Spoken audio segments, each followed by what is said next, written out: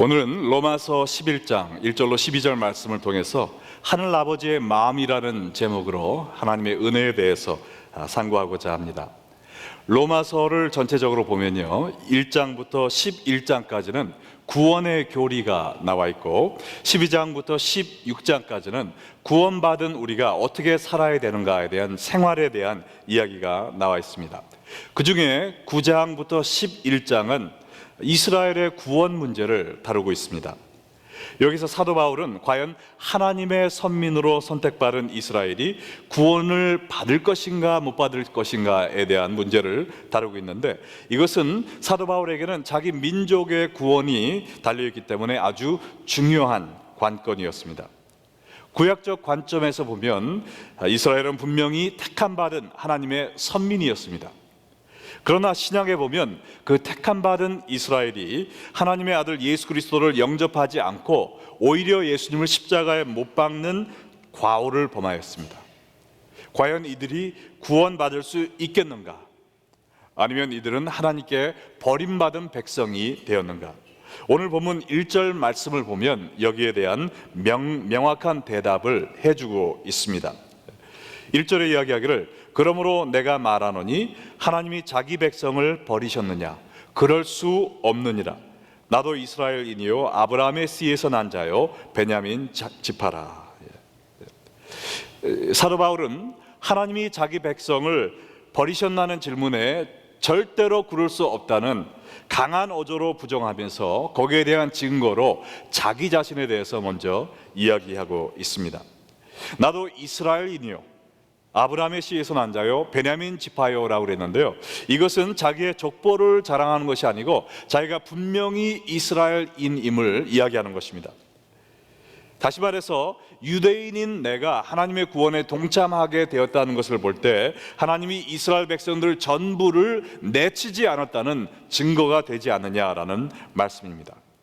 특별히 사도 바울은 이스라엘 사람 어느 누구보다 더 유대교에 열심이어서 그리스도인들을 심하게 박해하던 사람들이었습니다.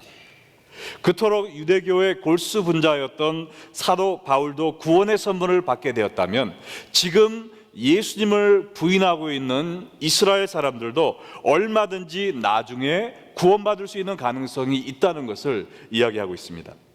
좀 심하게 얘기하면 나같이 나쁜 놈도 하나님이 구원해 주셨다면 다른 유대인들도 버리지 아니하시고 구원하실 능력이 있으신 분이다라는 것을 증거하고 있는 것입니다.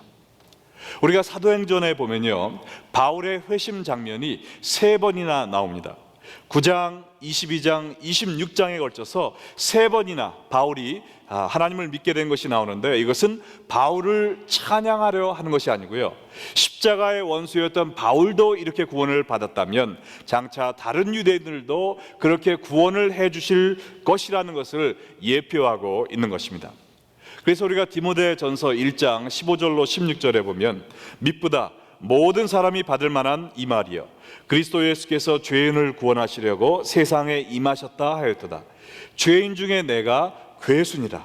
그러나 내가 긍휼을 입은 까닭은 예수 그리스도께서 내게 먼저 일체 오래 참으심으로 보이사 후에 주를 믿어 영생 얻는 자들에게 본이 되게 하려 하심이다.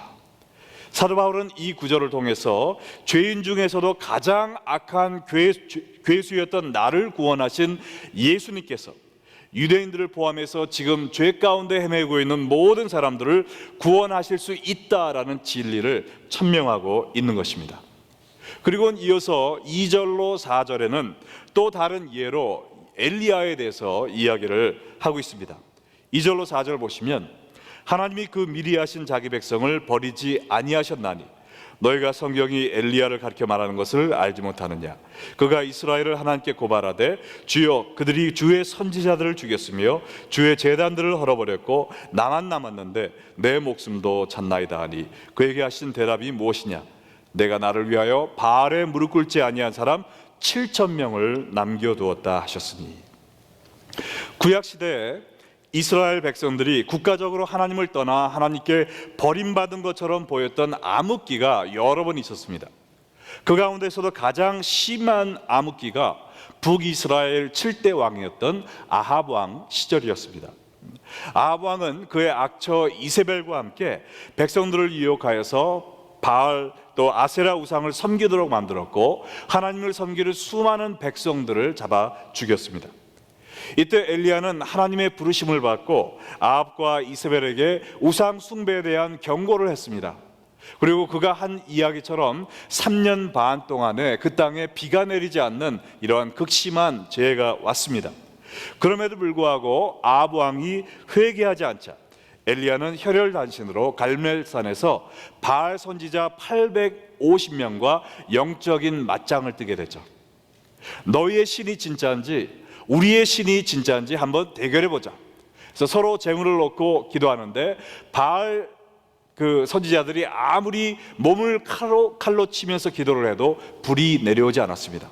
그러나 이 엘리야는 단 한 번 하나님께 기도했을 때 불이 하늘에서 내려와서 하나님이 참신이심을 증명하게 되었죠.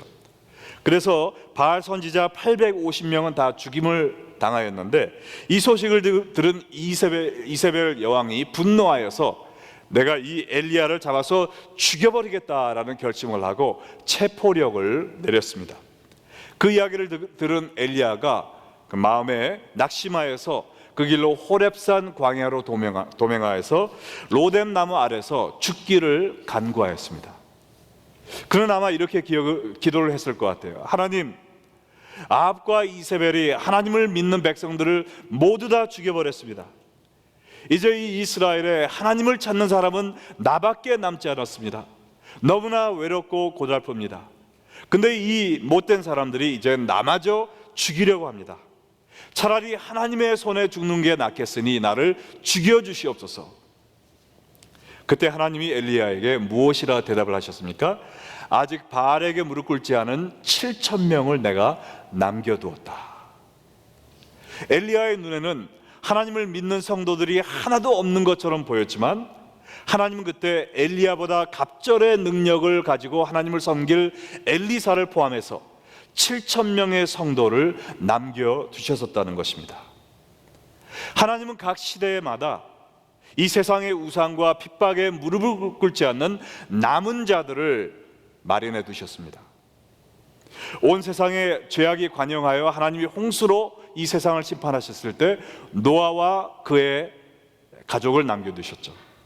또 여리고성을 함락하실 때도 하나님을 믿고 의지했던 라합과 그의 가정을 남겨두셨습니다. 또 소돔과 고모라가 멸망을 당할 때도 롯과 그의 두 딸을 남겨두신 하나님이십니다. 사랑과 자비의 하나님은 지금 이 시간에도 세상의 핍박과 유혹에 굴하지 않는 하나님의 백성을 남겨두고 계시다는 것입니다. 5절로 6절에 보면 바울의 때뿐만 아니라 엘리야 때뿐만 아니라 지금도 하나님께서 자기 백성을 버리지 않으신다라는 말이 나와 있는데요, 그런즉 이와 같이 지금도 은혜로 택하심을 따라 남은 자가 있느니라. 만일 은혜로 된 것이면 행위로 말미암지 않음이니 그렇지 않으면 은혜가 은혜되지 못하니라 그랬습니다. 아무리 세상이 악해지고 하나님을 믿는 사람이 없는 것처럼 보여도 하나님의 구원의 역사는 계속되고 있다는 사실입니다. 중국의 모택동이 정권을 잡고 1966년에 문화 대혁명을 일으켰을 때 모든 선교사들을 내쫓았습니다. 그리고 예수 믿는 많은 중국 신자들을 죽여버렸습니다. 근데 그 공산 치하 속에 들어간 50년 후에 지금 현재, 그 당시에는 100만 명의 신자가 있었는데요, 지금은 그 100만 명이 1억 명의 신자로 늘었다는 것입니다. 100배의 성장을 한 거예요. 그리고 세계 2차 대전 후에 한반도가 38선에 끊겨서 이제는 북한 공산당 치하에 들어간 지 언 70년이 되었습니다. 북한에 아직도 예수님을 믿고 있는 사람이 있을까 우리는 의심하지만은 오픈 도어즈 인터내셔널 선교단체의 그 연구에 의하면 지금 현재 북한의 지하 교인이 40만 명이 있다는 것입니다. 지금 노동 수용소에 갇혀 있는 30만 명 중에 4분의 1, 7, 8만 명이 기독교 신자라는 것입니다. 그리고 또 놀라운 것은 오늘 말씀에 예언된 것처럼 많은 유대인들이 지금 하나님께로 돌아오고 있다는 사실입니다. 제가 지금 미국에 있는 유대인들 가운데 몇 프로가 하나님을 믿을까 궁금해서 좀 리서치를 해봤어요. 그랬더니 2013년, 불과 2년밖에 되지 않았습니다. The Pew Research Center에서 실시한 연구에 의하니까 지금 미국에 700만 명의 유대인 성인들이 있다고 합니다. 그 중에 유대교를 믿는다고 하는 사람들이 420만 명이고요. 아무런 종교를 갖고 있지 않는다 하는 사람들이 110만 명입니다. 그러면 내가 예수님을 믿는 기독교인이라고 얘기한 유대인들이 몇 명 된 줄 아세요? 자그마치 170만 명입니다. 1.7 million Jews in US proclaim to be Christians. 25%나 되는 미국에 있는 유대인들이 이미 예수님께로 돌아왔다는 사실을 믿으시기 바랍니다. 자식을 잃은 아버지의 심정으로 모든 사람을 구원하러 나선 하나님은 환경과 상황에 상관없이 지금도 변함없이 만민 구원의 역사를 일으키고 계시다는 것입니다. 우리 사람의 눈에는 아무리 호플리스해 보이는 환경이라 할지라도 하나님이 개입하시면은 사도 바울과 같이 하루아침에 변하여 하나님께 돌아오는 기적이 지금 세계 곳곳에서 일어날 수 있고 또한 일어나고 있습니다. 요새 뉴스를 보니까 아이시스의 악행을 보면서 기독교인들이 많은 박해를 당하고 있는데, 기독교인들이 두려워서 신앙을 버리는 것이 아니라 오히려 더 많은 사람들이 기독교로 돌아오고 있는데, 그들 중에 많은 사람은 아이시스의 악행을 보고 이슬람교를 탈퇴해서 기독교로 지금 가입하는 사람들이 상당히 많이 늘고 있다는 추세라고 뉴스를 보았습니다. 하나님은 지금 많은 영혼의 추수를 하고 계심을 믿으시기 바랍니다. 지금 이 말이 그러면 다 무슨 뜻이냐? 여러분의 가족 친지 중에서 마음문을 꽁꽁 닫아 잠그고 하나님을 믿지 않는 사람들도 하나님은 얼마든지 그들에게 구원을 주실 수 있다는 것입니다.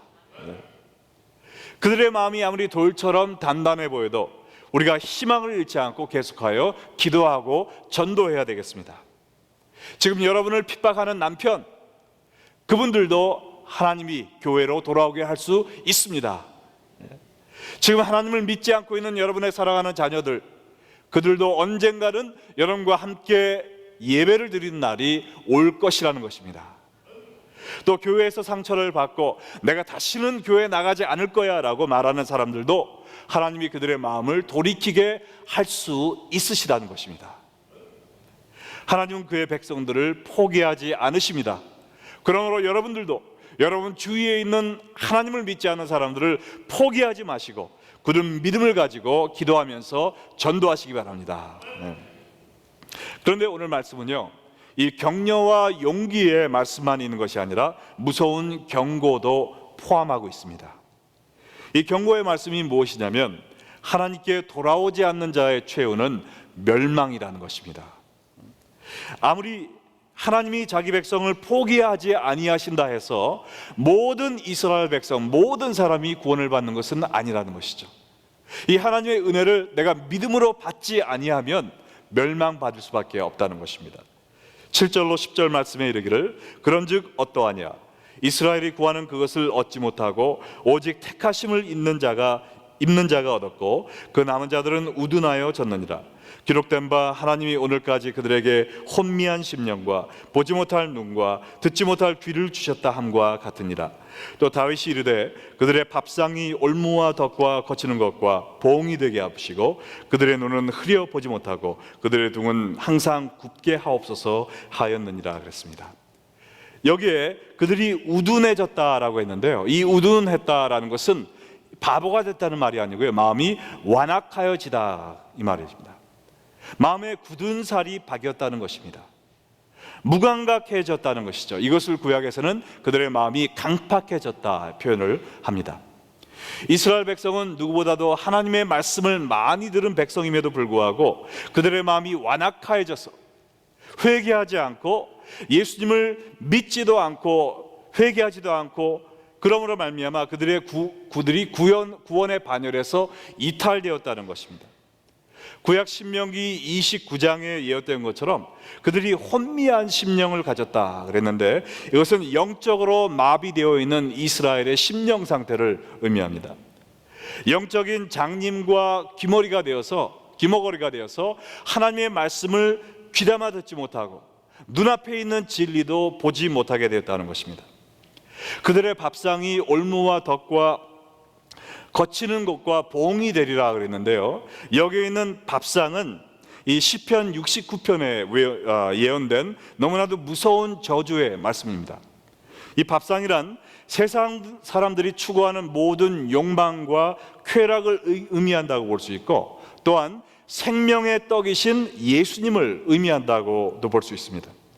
그래서 이 말은 하나님을 등진 사람들은 그들이 쫓던 세상의 욕망과 쾌락이 오히려 그들의 덫이 되어서 망하게 된다는 것이죠. 그뿐만 아니라 생명의 떡으로 오신 예수님을 거부함으로 말미암아 우리의 구원을 위해서 하나님이 차려주신 밥상을 걷어차버리는 것과 같다는 것입니다.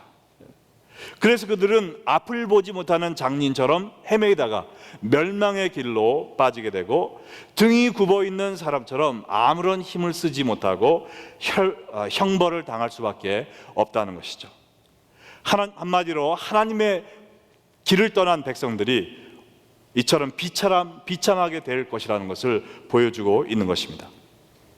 이 구절을 통해서 우리가 깨달아야 되는 진리는 무엇이냐면은, 하나님이 아무리 자기 백성을 기다리시고 사랑하시고 우리에게 구원받을 기회를 주고 계시지만, 하나님의 은혜가 폭포수처럼 흘러내리고 있지만, 내가 하나님을 거부하고 내가 하나님을 믿지 아니하면 나는 멸망당할 수밖에 없다는 사실입니다. 에베소서 2장 8절 9절에도 이렇게 얘기하죠. 너희는 그 은혜에 의하여 믿음으로 말미암아 구원을 받았으니 그랬습니다. 우리의 구원은 100%가 하나님의 은혜로 말미암아 가능케 되었습니다. 그러나 예수님이 십자가에 돌아가셨다고 해서 모든 사람이 자동적으로 구원을 받는 것은 아니죠. 예수님을 믿음으로 말미암아 그 은혜를 받아들이는 사람들만이 천국에 갈 수가 있습니다. 하나님의 은혜가 아무리 흘러넘친다 하더라도 내가 믿음으로 회개하고 이 사랑을 받아들이지 아니하면 나는 나의 완악한 마음 때문에 지옥에 갈 수밖에 없는 것입니다. 여러분들 가운데 하나님이 사랑이신데 나를 지옥에 설마 보내시겠어? 나중에는 나를 천국에 보내시겠지. 내가 좀 죄를 짓고 세상으로 곁길로 나가서 하나님이 잊어버리고 좀 쾌락을 즐기며 산다고 해도 하나님이 나를 이 구원의 선물을 갖도록 해주시지 않으시겠어? 라고 생각한다면 일생일대의 착각입니다. 하나님은 모든 사람에게 구원의 초청을 하고 계시지만 그 초청을 믿음으로 받아들이는 사람만이 이 구원의 선물을 받을 수 있는 것을 믿으시기 바랍니다. 여러분이 죄악 가운데서 완악함을 가지고 나는 누구 때문에 교회 안 나가? 저 사람 때문에 교회 안 나가? 나는 하나님이 내 기도를 안 들어주셨으니까 나는 하나님 안 믿어 하면서 내 마음이 굳은 살로 무뎌지고 있다면 여러분은 여러분의 완악한 마음 때문에, 하나님이 사랑하지 않아서가 아니고요, 하나님의 은혜가 모자라서가 아니고 나의 마음의 완악함 때문에, 내 마음의 믿음이 없음으로 인하여 형벌을 피할 수 없게 된다는 사실입니다. 그러므로 아직 회개의 기회가 있을 때 하나님께로 돌아오시기 바랍니다. 오늘 이 말씀의 결론이 무엇입니까? 오늘 말씀의 결론은 모든 사람을 구원하기 원하시는 하나님께로 돌아오라는 것입니다. 하나님께로 돌아가자라는 것이죠. 11절과 12절에 그러므로 내가 말하노니 그들이 넘어지기까지 실족하였느냐? 그럴 수 없느니라. 그들이 넘어짐으로 구원이 이방인에게 이르러 이스라엘로 시기나게 함이니라. 그들의 넘어짐이 세상의 풍성함이 되며 그들의 실패가 이방인의 풍성함이 되거든 하물며 그들의 충만함이리요 그랬습니다. 비록 이스라엘이 실족하여 잠시 넘어졌지만 하나님은 그들이 다시 일어나 구원의 반열로 회복되기를 원하고 계신다는 것입니다. 이스라엘의 불순종을 인해 수많은 이방인이 구원을 받게 되었고 이방인이 구원받음으로 말미암아 이스라엘 사람들이 자극을 받고 그들도 다시 하나님께 오도록 만드는 것이 하나님의 비전이라는 것이죠. 이방인, 이스라엘 사람들 구분 없이 이 세상 모든 사람들이 하나님을 믿고 주께로 나와 천국에서 영생복락하는 것이 하나님의 꿈이요 소망이며 비전인 것입니다. 이스라엘의 넘어짐으로 인해 수많은 사람이 구원을 받았다면, 이스라엘이 영적으로 다시 풍성해지면 얼마나 더 많은 사람이 구원을 받겠냐라는 것이죠. 이 이스라엘은 우리가 알고 있는 나라 이스라엘 그 백성을 의미하는 것뿐만 아니라 영적인 이스라엘도 의미합니다. 정말 과거에 예수님을 믿었으나 실족하여 주님을 떠나간 사람들, 그들을 보며 안타까워 기도하는 사람들도 있는데, 그 사람들이 돌아오면 하나님께서 그들을 다시 사용해서 놀라운 역사를 할 수 있다는 것입니다. 하나님은 그들이 돌아오기를 지금도 안타깝게 기다리고 계신다는 것입니다. 그렇기 때문에 더 늦기 전에 주님께로 돌아오는 우리가 되어야 되겠습니다. 정말 잃은 자식을, 집 나간 자식을 눈물 흘리며 기다리는 아버지의 심정이 여기 묻어 있다고 생각합니다. 베드로후서 3장 8절로 9절에 보면 이런 말이 있죠. 사랑하는 자들아, 주께는 하루가 천년 같고 천년이 하루 같다는 이 한 가지를 잊지 말라. 주의 약속은 어떤 이들이 더디다고 생각하는 것 같이 더딘 것이 아니라 오직 주께서는 너희를 대하여 오래 참으사 아무도 멸망하지 않고 다 회개하기에 이르기를 원하시느니라 그랬습니다. 여러분, 주께는 하루가 천년 같고 천년이 하루 같다라는 이야기를 많이 들으셨는데 이 뜻이 무엇인가는 잘 몰랐을 것입니다. 그런데 이 말씀은 정말 모든 사람들이 회개하고 돌아오기를 기다리는 하나님의 심정을 표현하는 이야기입니다. 제가 곰곰이 생각을 해봤어요. 이 말이 무슨 뜻일까? 하루가 천년 같다라는 뜻은요, 이 말은 예수님을 믿고 구원받은 성도들이 하루빨리 천국에 와서 하나님과 사랑하며 영원토록 살기를 기다리시는 하나님의 마음 같아요. 시간이 빨리 지나가서 예수 믿은 성도들이 천국에 올라와서 이런 복된 삶을 누리기를 바라고 계시는데 시간이 지나가질 않는다는 것입니다. 하루가 천년처럼 길게 느껴진다는 것이죠. 우리가 천국에 가서 하나님과 영생복락하기를 애타게 기다리시는 하나님의 마음입니다. 할렐루야. 그러면 천년이 하루 같다는 표현은 무엇일까? 제가 생각을 해봤더니요, 아직도 구원의 선물을 받지 못한 죄 가운데 빠져 헤매이는 사람들이 많이 있는데 그 심판의 날은 지금도 다가오고 있다는 것이죠. 우리를 영원한 멸망으로, 믿지 않는 사람들을 영원한 멸망으로 인도할 지구 종말의 시간은 지금도 째깍째깍 진행되고 있다는 것이죠. 하나님은 그 시간이 늦춰지기를 바라고 계신데, 그래서 더 많은 사람들이 회개하고 주께로 돌아올 시간을 벌기를 원하시는데 시간은 지금도 유수처럼 흘러가고 있다는 것입니다. 이것을 보시면서 안타까운 하나님의 마음으로 천년이 하루같이 시간이 너무나 빨리 흘러간다. 아직도 주님을 믿지 못하고 지옥불로 향하고 있는 내 백성들이 있는데 심판의 날이 오면 어떡하겠냐라며 통탄하시는 하나님의 심정인 줄로 믿습니다. 하나님은 여러분이 생각하는 것보다 하나님 여러분을 더욱더 더 많이 사랑하십니다. 그리고 애타게 찾고 계십니다. 제가 2000년에 그 세바리컬을 했는데, 세바리컬을 뭐라 그러죠? 안식년. 네, 안식년을 하고 시애틀에서 부흥 집회를 인도하고 차를 타고 저희 식구와 함께 시카고로 다시 향하고 있었습니다. 그때 마운트 러시모어에서 식구들이 잠시 시간을 보냈는데 길을 이렇게 쭉 가면서 그 대통령 동상 얼굴이 만들어진 그 바위를 보려고 가고 있는데 그냥 유명한 레슬러들이 위퉁을 벗고 쫙 걸어가고 있는 거예요. 근데 제가 그때 레슬링을 좋아해가지고 보니까 제가 좋아하는 레슬러가 있는 겁니다. 그래서 우리 애들을 놓고 막 뛰어갔어요. 그래서 사인 좀 해주세요, 사인 좀 해주세요. 사람들이 굉장히 많았거든요. 사인을 받고 싱글벙글해서 돌아보니까 우리 아들이 안 보이는 겁니다.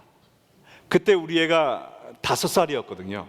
근데 처음에는 티모티 티모티 어딨니? 대성아 어딨니? 했는데 아무리 뒤져봐도 안 보인 거예요. 그때부터는 막 가슴이 조여오기 시작합니다. 누가 나를 뭐라고 생각하든 미쳤다고 얘기하든 상관없이 막 크게 외치기 시작했어요. 태성아, 태성아 어디니? 아무리 외쳐도 보이지 않습니다. 그때부터는요, 눈이 콧등이 찡하면서 눈물이 찔끔찔끔 나오기 시작하는 거예요. 그때부터는 막 미친 사람처럼 그 길을 뛰어서 왔다 갔다 하는 것입니다. 우리 아들 못 봤어요? 여기 요만한 동양이네, 못 봤습니까? 하면서 온 그 동네를 뛰어다니면서 우리 아들을 찾던 그 심정이 지금도 생각이 나고 아주 생생하게 기억이 납니다. 그때는요, 제가 집에 돌아가야 되는데, 교회에서 나를 기다리고 있는데 아무런 생각이 나지 않아요.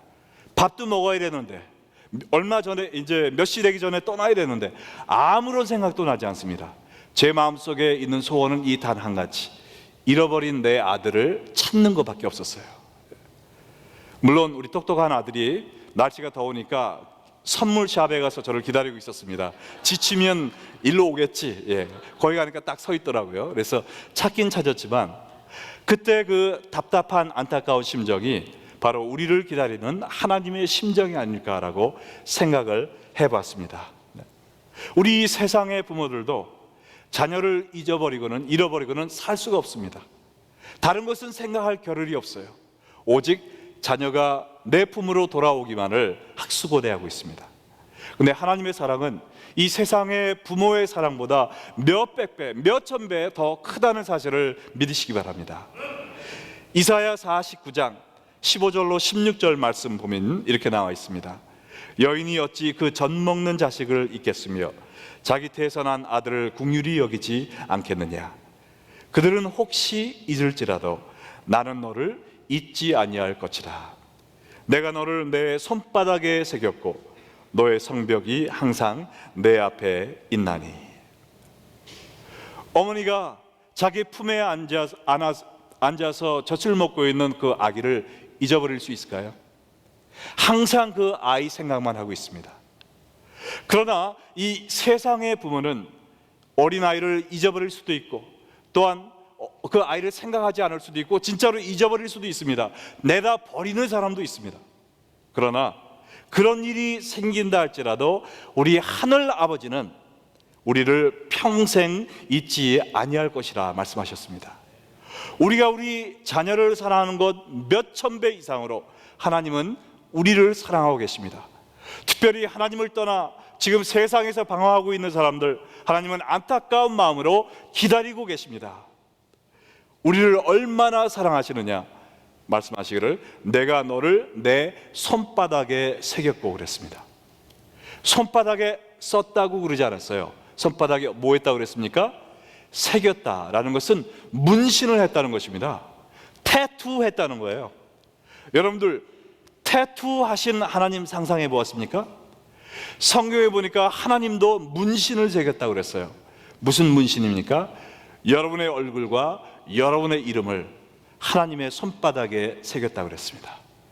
평생 잊어버리지 않도록 여러분의 이름을 손바닥에 새겨놓고 항상 여러분을 바라보시며 여러분 생각하시고, 우리가 하나님을 버린 그 순간에도 하나님은 하나님의 손바닥에 새겨져 있는 그 아들, 딸의 이름을 부르시면서 우리가 돌아오기만을 학수고대하며 눈물 흘리고 계시다는 사실을 믿으시기 바랍니다.